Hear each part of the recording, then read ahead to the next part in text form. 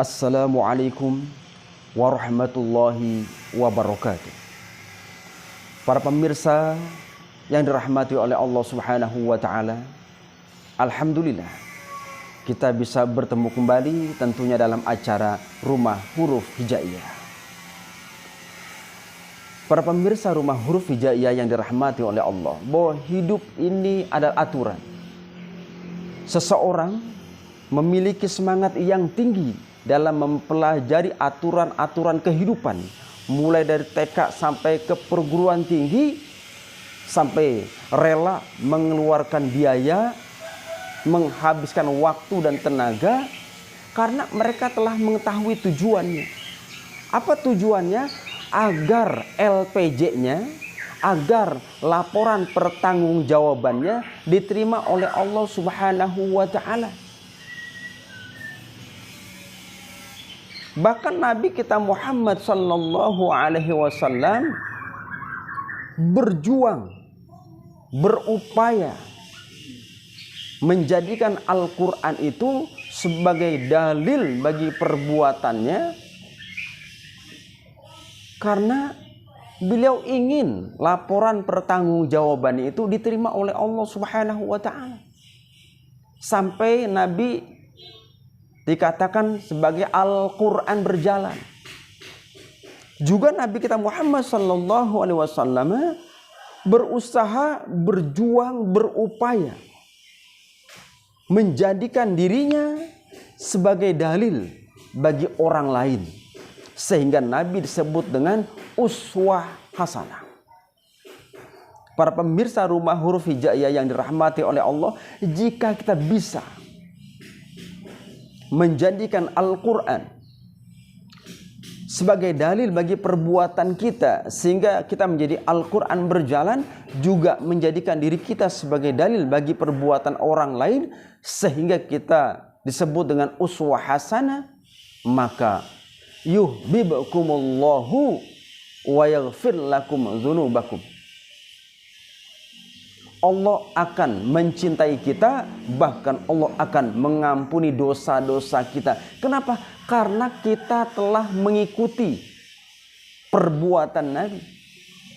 Karena kita mengikuti langkah-langkah Nabi kita Muhammad sallallahu alaihi wasallam. Para pemirsa Rumah Huruf Hijaiyah yang dirahmati oleh Allah Subhanahu wa taala, agama Islam adalah agama yang mudah,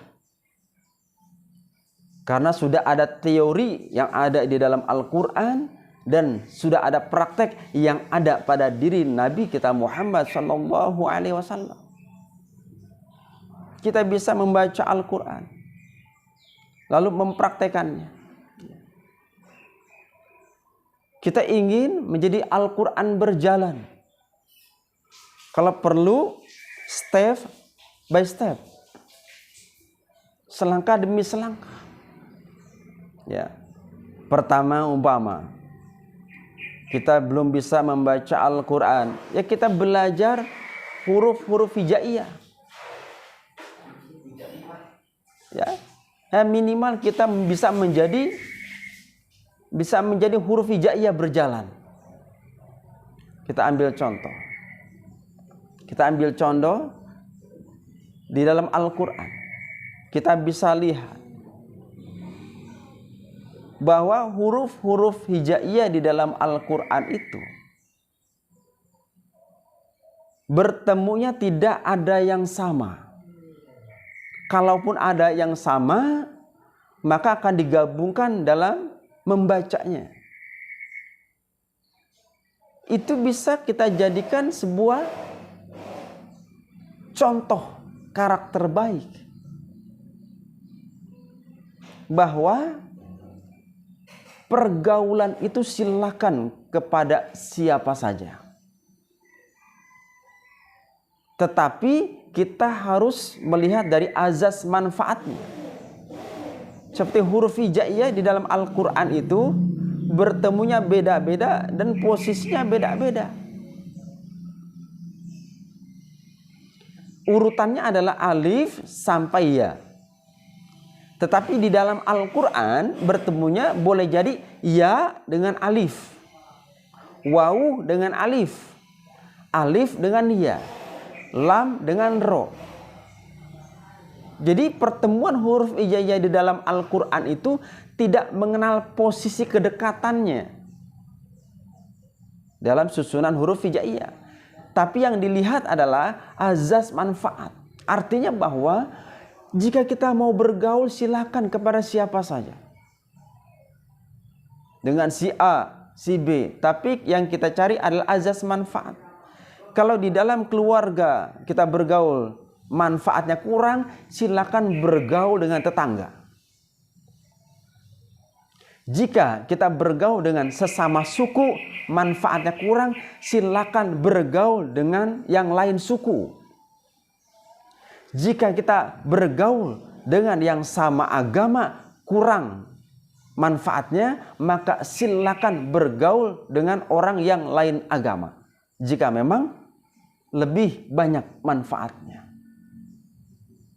Para pemirsa rumah huruf hijaiyah yang dirahmati oleh Allah Subhanahu wa ta'ala, yang terpenting itu adalah perbuatan kita diterima oleh Allah Subhanahu wa ta'ala, atau LPJ kita diterima oleh Allah Subhanahu wa ta'ala. Kemudian di dalam Al-Quran juga ada yang namanya tanda baca. Tanda baca. Tapi sebelum kita bahas tanda baca, tadi ada gabungan huruf dengan huruf pasti menjadi sebuah kalimat. Di dalam Al-Quran itu ada disebut dengan kalimat fi'il. Kalimat fi'il itu adalah kalimat yang menunjukkan perbuatan.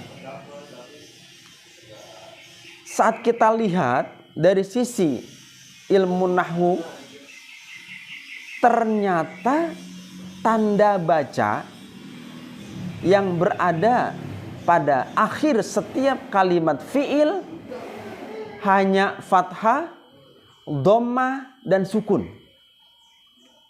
Fathah, dhammah adalah tanda baca hidup, sukun tanda baca mati. Kesemua tanda baca tersebut, fathah, dhammah, sukun, ada di atas huruf. Artinya bahwa dan tidak menerima kasroh. Kalimat fi'il itu tidak menerima kasroh, hanya menerima fathah, dhammah, sukun yang ada di atas huruf. Artinya bahwa perbuatan manusia itu harus mengarahkan kepada hidup mulia, mati pun dalam keadaan mulia. Ini jelas sekali di dalam ilmu nahwu sharaf, dalam ilmu nahwu tata bahasa Arab, bahwa kalimat fi'il itu tidak menerima kasroh, tapi hanya menerima fathah, dhammah, dan sukun. Dan tanda baca itu ada di atas huruf yang menandakan bahwa perbuatan manusia itu harus mengarah kepada hidup mulia, mati pun dalam keadaan mulia. Bagaimana caranya?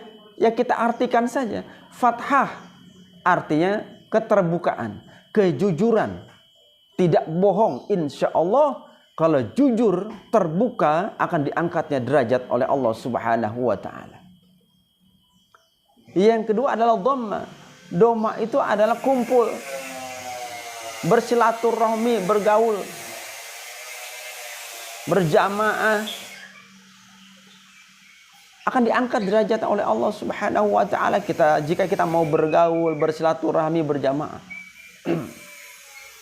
Itu tanda baca hidup. Ya. Ini kita jujur, terbuka, kemudian kita terus terang, kemudian kita dhammah, berkumpul, berjamaah, bersilaturahmi dalam keadaan hidup. Kalau itu yang kita lakukan, maka ada sukun terakhir. Tanda baca untuk kalimat fi'il. I'rabnya. Sukun, yaitu tanda mati. Dan sukun ini ada di akhir. Sukun ini ada di mana?